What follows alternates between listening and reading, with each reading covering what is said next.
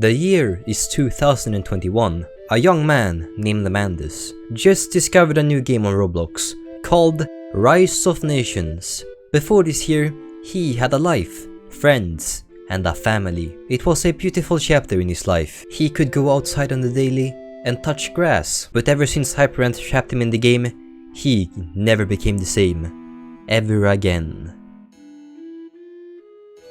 Now what if I told you that everything I just said was a lie? That's right everyone, I just lied. I didn't even write this story. It was generated by ChatGPT. I am not even sitting in front of the screen. I am in fact not even here. This is the power of deception. If you didn't read the title of the video, you wouldn't understand what I'm currently talking about. And that's the beauty of deceit. You clicked on this video expecting something, but you were immediately met with something else. How can one submarine kill millions of troops?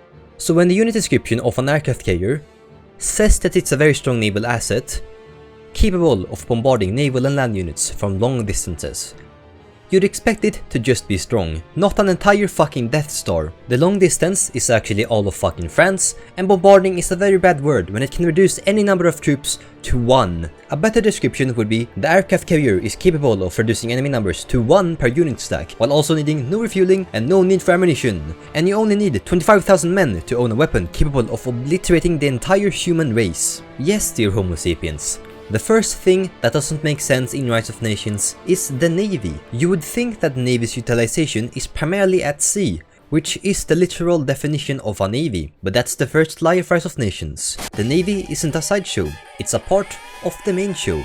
If someone has a navy, you definitely need a navy, otherwise they will just damage your ground units like crazy, because guess what? It's not only the aircraft carrier that damages ground units, every other naval unit also does it, except the submarine unit. Also, did you know? A single submarine is capable of killing more than 1 billion troops. I'm going to talk about this later, but I just want to point out the sheer ridiculousness of this. How can one submarine keep millions of troops stationary? Can't they just turn and go in the other direction? It's one submarine, not the Great Wall of China. And even if it was, there's a thing called turning in the opposite direction. Why doesn't the Navy work like attackers, where as long as it's within the range, they deal damage, but the units can run away? It's only when fighting against a different Navy that this should happen in my opinion. The damage is a different question that requires a different solution. I'm just pointing out that one submarine somehow being able to stop millions of troops movements makes no sense. But back to the thing I first mentioned, about the Navy having a very long range that can reach ground units and damage them, including aerial units. This is more of a problem with how the unit models are way too big. A single submarine shouldn't be able to block the entire English Channel, at least reduce the damage output and reduce the range for naval units, so you use them as an actual navy and maybe some coastal bombardments. Not what we currently have, because a country with a larger economy than you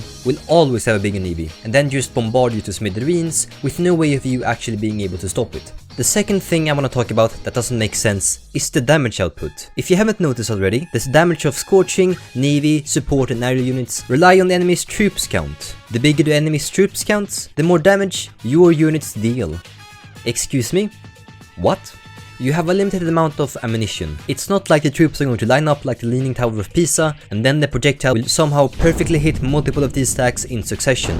And the more troops you have, the bigger the stacks. I just don't understand. The combat system itself is fine, I don't really see how we can change it other than completely remaking the game, but the damage output shouldn't be dependent on how many troops the enemy has, because then we'll enter a weird paradox. You want more troops to be able to invade the enemy nation faster, but having more troops means that you will lose more in the battles, so having less troops is therefore more beneficial, with artillery behind. And this works in tandem with the goddamn entrenchment. If both players are experienced, it will just become an annoying entrenchment slugfest, reducing their troop counts in the front lines as much as possible and spamming artillery/navy. And this leads me to another thing that doesn't make sense. Why are the results of battles so predictable? There is no RNG or luck involved in the many battles that take place as compared to real life, where anything can happen. It's easy to calculate the results of battles, especially early game when there are very few modifiers. If you have experience playing the game, it makes everything very predictable. If you find this fun, it's up to you. Most strategy games have some kind of RNG involved. I guess we have strikers make demands, but I swear, it's just Hyperant sitting in his room and clicking the spawn button every time a new server is created, just to annoy everyone. What else would he spend his time on? It's not like he updates the game. He doesn't even balance it. He just deletes stuff that would make the game super unbalanced and kind of complicated, I guess. There are only one infantry unit, but they can be specialized, which I guess is props to him, but there are no mountaineers, no helicopters, anti-tank needs to be researched, but you'd think it would be very expensive to have them in every single unit division. No, the game doesn't work like that.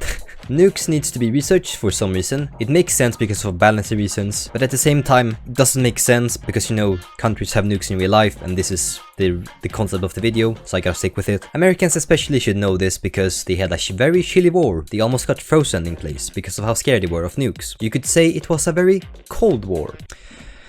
I'll see myself out.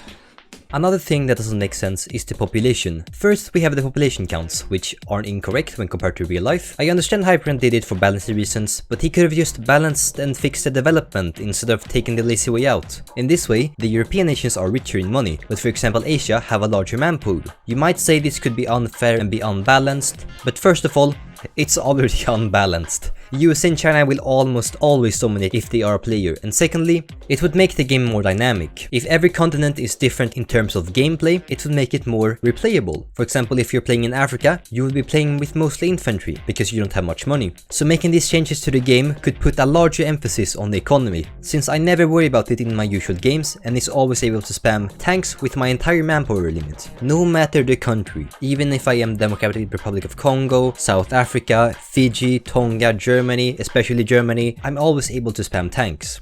Because I never usually see infantry in the early game, unless the player playing it is new to the game or a superpower that wants to crash the server. To be fair, I usually never see people after year 2023 anyways. It could also put an emphasis on manpower if it actually affected the population amount. If I am playing a calm game and not expanding much, my army will be like 3 times my population size. How did this happen? It's not like they discovered how to duplicate humans. The game starts in 2019. If I had this, I would have already cloned myself and The fourth thing that doesn't make sense in Rise of Nations is the economy and everything surrounding it. How can resources get from point A to point B without any route and just teleport there? Liechtenstein can somehow buy resources from Rwanda while being fully occupied. Why does tax exist in communism? Why can I research better ways to tax my people, but it affects my research in other areas like tank armor? How are they related? Is it like budgeting, but then why can I only affect all the research and not the individual aspects and branches? I understand it's to make everything simplistic and easy to understand, but I just find it amusing, and again, it's literally what I'm talking about in the video. But what I do not find amusing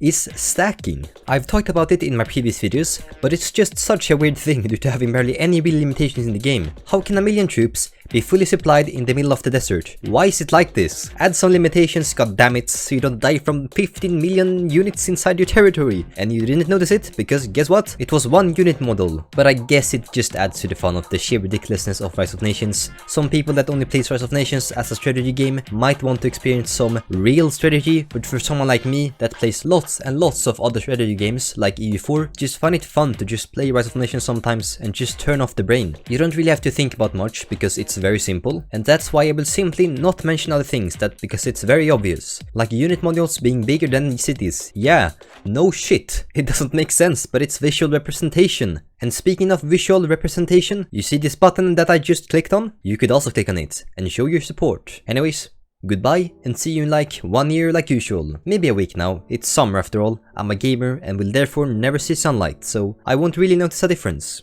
Goodbye.